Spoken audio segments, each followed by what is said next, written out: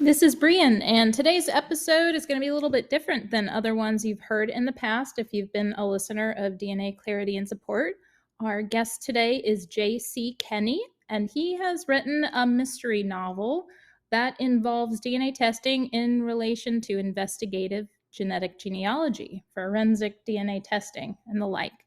So stay tuned if you are interested in learning about those topics. We'll mention some places you can go to learn more if you're interested in how DNA testing fits into this topic. And you'll learn a little bit more about Indiana. Indiana is where I'm from originally, and that is where the book takes place that we will be discussing today. Reach out to us at watersheddDNAinfo@gmail.com with feedback on this episode and other episodes of the DNA Clarity and Support podcast. Let us know what you like hearing about, what you like learning about, episodes in particular that you'd like to hear more like them. Send us your feedback and make sure to leave a comment on the listening platform where you hear this so that other listeners can learn more about what to expect and if you like the podcast or not. Thanks so much and have a great week and great listening. Bye-bye.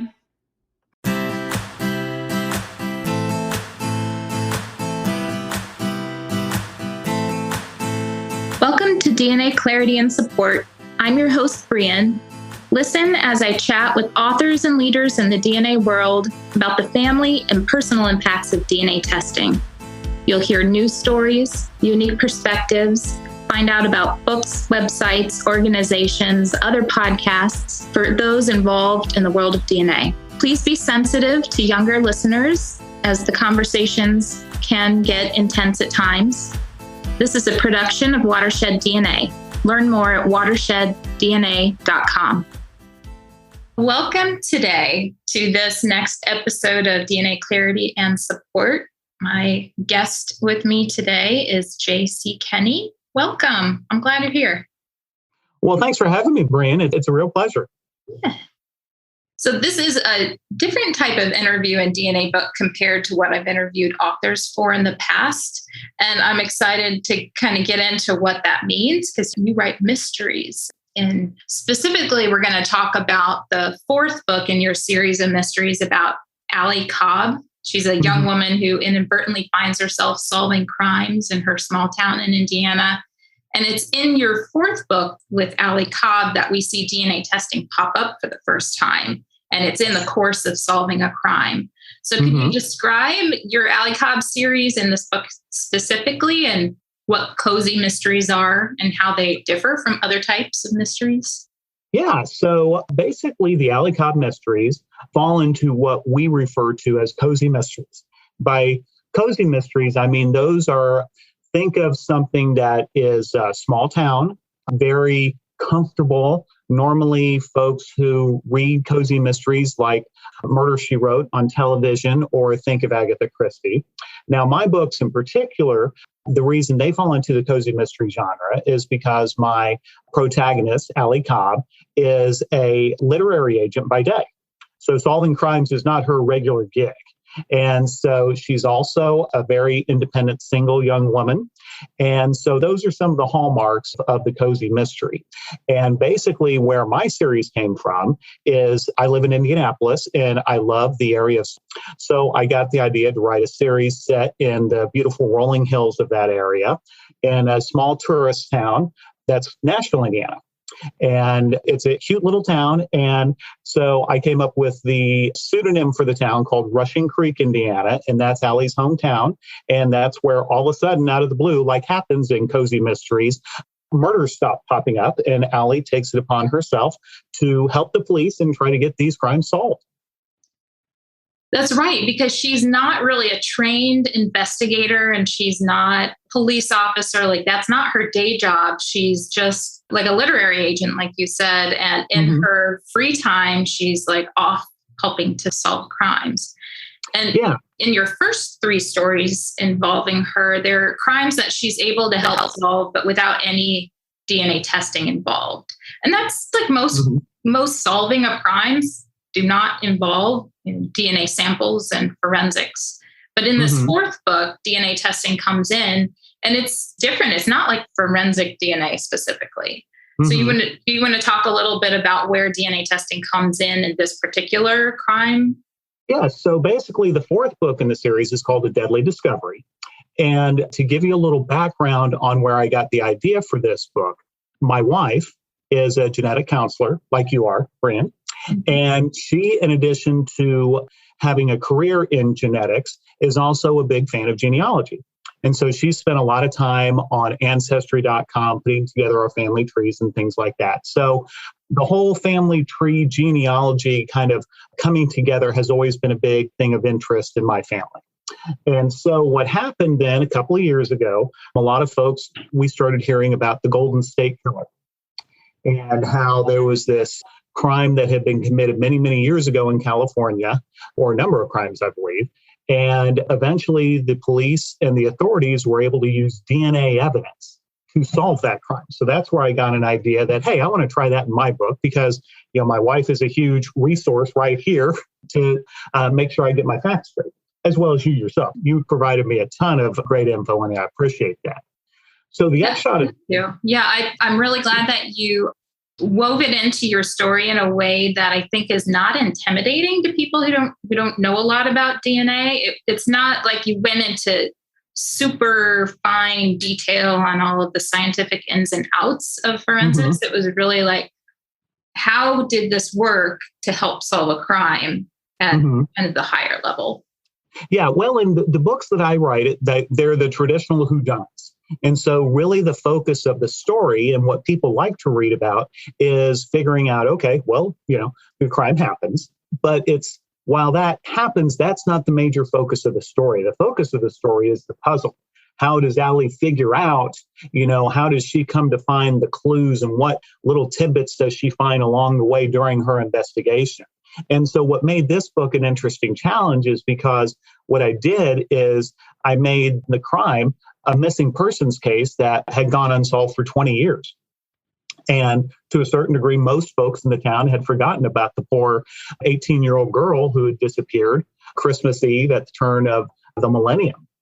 And so it opened up the opportunity to kind of play with some ideas of, okay, if somebody disappeared 20 years ago, how could I use this interest in DNA and in investigative genetic genealogy? That's kind of the fancy term for it. And solving basically a cold case, a missing persons case. Yes. So in the other stories, it's crimes that are happening right at that time. But in this story, it's like you call it a cold case. So a case that's kind of been set aside, a file that's been put away and it's not being investigated anymore. But because now the changes in DNA testing and the ability to use some of the new databases to assist, reopen a cold case and take another look at it. So that's what's happening in reality and then also in your story. Yeah, exactly. And that's one of the things that I think is really interesting about this whole emerging field is because it is providing folks who have lost loved ones and who have been left without answers for a long time with the opportunity to maybe get some of those answers. And that's one of the themes I was able to explore in the book. What would it be like if one of our kids or our spouse or a close family member disappeared without a trace? And how would we cope for however long that is? And then to have an opportunity to have that mystery solved, how much would that mean to somebody? I think it would mean, just anything practically. So it was a very compelling idea. And I'm glad I was able to come up with a story that I hope gives the subject a fair shake and gives the whole idea justice. I think it does.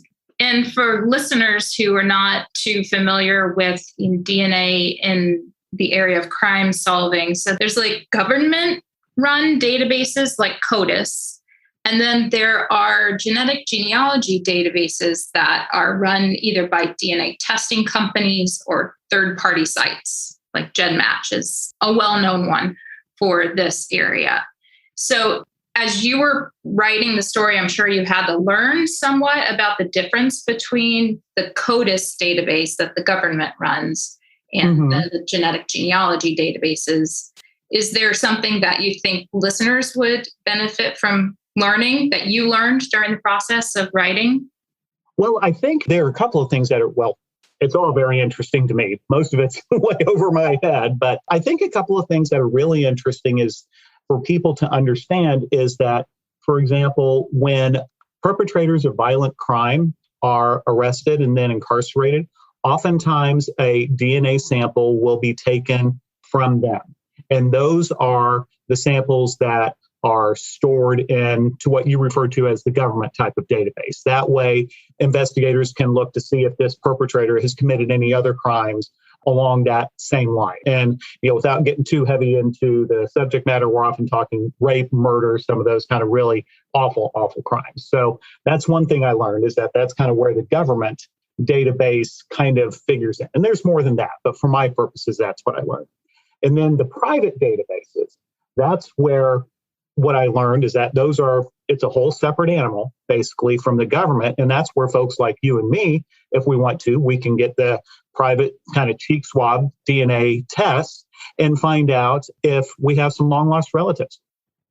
And it can be wonderful because folks find out, especially I can imagine someone who's maybe been adopted or has been estranged from a family member, they upload their information to this database that's shared with hundreds, if not thousands and millions of people. And then they can find familial connections, which can be really cool. And so those are the two big things that I found.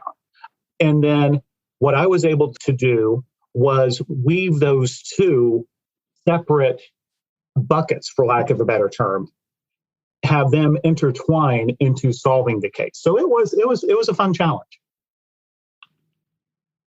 So for listeners that have done DNA testing at a company like Ancestry or 23andMe, I wanted to stop for a minute and review where the databases are being used at times by investigators, because it's not all of these places. And where I go for my most current information, where I find links to information and questions answered, is the International Society of Genetic Genealogy's wiki. And that's where I went to review before we had our discussion today, because I wanted to make sure I was kind of up on what's happening right now, because this is all just developed since the year 2018. That's when some of these genealogy databases were used for the first time in solving crimes or identifying suspects in crimes.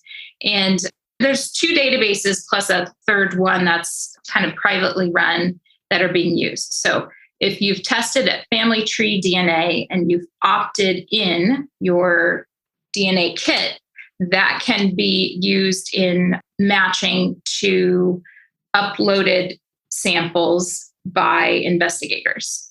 And GenMatch is the second one. That's not a testing company, but it's a third-party site where if you've tested somewhere else, you can download your DNA file. It's just a computerized file of your DNA markers, and then upload it into GenMatch and opt in to this investigative genetic genealogy purpose. And then the third site is run by Othram, which is a company that's doing investigative genetic genealogy. And that one is separate from GenMatch and FamilyTreeDNA. So those are the only three databases that are being used for familial searches right now in terms of investigative genetic genealogy. So if you've tested at 23andMe and AncestryDNA or MyHeritage, you are not involved in this right now. That's just for clarification. So JC, do you have any heads up for readers before they get started reading? You think they should start with book 1 before they skip to book 4? Well, I would love for everybody to, of course, start with book 1, because that is the book that introduces us to Allie, to her friends, to the community. And while all the books really, they are standalone. So if you wanted to read book 4 first, you could certainly do that. The thing with Cozy Mysteries, like my Allie Cobb mysteries, is that since they're a series, they are focused on this small community. It's a tight-knit group of folks that you get to learn more about with each book. So one of the things that happens with, and not just in cozy mystery, but a lot of different genres do this, is that if you jump in the middle of a series, you can still enjoy the story and the whodunit part, but you may not, be quite up to speed on some of the relationships and why some of the things happen in a book, that may have been, addressed in an earlier book, for example. I know that you have a fifth book that just came out and are working on a sixth. Do either of those involve DNA? No, they don't. It was really a fun challenge and a rewarding challenge to get into the DNA issue with book 4. But one of the things that I try to do with my mysteries is always come up with a different storyline, a different kind of murder. It's kind of a bizarre compulsion now that I have looking at, I wonder how that could, mundane thing could be, woven into a murder mystery. So I don't know what it says about me, so I don't want to know. But unfortunately, not with Allie. Allie's had her one turn at DNA. I will also throw out the caveat of never say never, because I did really, especially at the end of the book, I got a feeling of that I hopefully had written something that hopefully addresses some important, or at least talks about some important issues, about justice delayed, justice denied, some of those kind of things, and never forgetting people and how family is important and some of those things. So those are universal things. So who knows? Maybe we'll have a visit to DNA again sometime in the future. I think never say never is a great rule to live by in general. Definitely. So where should people look for a copy of the Allie Cobb series? Where would you recommend people go? Well, they are available in ebook form at all the typical retailers. So, for example, Amazon, Barnes & Noble, Kobo, Nook, some of those kind of places. It's also available in print-on-demand format. So if you prefer to have a paperback instead of an ebook, you can get those either at barnesandnoble.com or go to Amazon. Unfortunately, the books are not available actually on bookshelves at your local retailer, but you can get it from the other more national sites. Wonderful. And I will include information in the show notes about the book, where to find it, where to find the series. Great. And I'm looking forward to getting started with the next book in the series. I have read all 4 up to this point in time. I have the 5th one waiting for me on my Kindle. And then the 6th one will just, I'm just going to have to be patient with that one, I guess. Yeah, the 6th one, I'm currently writing it right now, as a matter of fact. And it is due to my editor at the end of this year. So it should be out sometime early next year, February, sometime in the spring, maybe. So 2022. 2022, you got it. It was fun for me to read. I'm very familiar with Nashville, Indiana. I've spent many weekends there. I spent summers there as a child going to summer camp near Nashville, Indiana. And so it has a really warm, fuzzy feeling for me. So it was fun to read about and think about places that I could identify in the story with places I had been to in real life. So yeah. I'm glad that Nashville, Indiana has its own cozy mystery writer and hope that I can help people in that town enjoy them as well. Yeah, well, I appreciate that. That's one of the things where I think I'm very fortunate, living only an hour away from Nashville. My wife, Nancy, and I, will pop down there for a long weekend or just for a day trip. And it's like you said, it's just so cute and so much fun. And I can take pictures and say, oh, this would be perfect for this in the story. Or this would be perfect for that in the story. So it makes it a lot more fun that way to kind of say, okay, this is where in real life, this is where something, for example, where Allie lives, in the book. So yeah, it makes it a lot of fun. Thanks for listening to today's episode of DNA Clarity and Support podcast. Head on over to watersheddDNA.com to learn more about the resources and support available for those involved in DNA discoveries.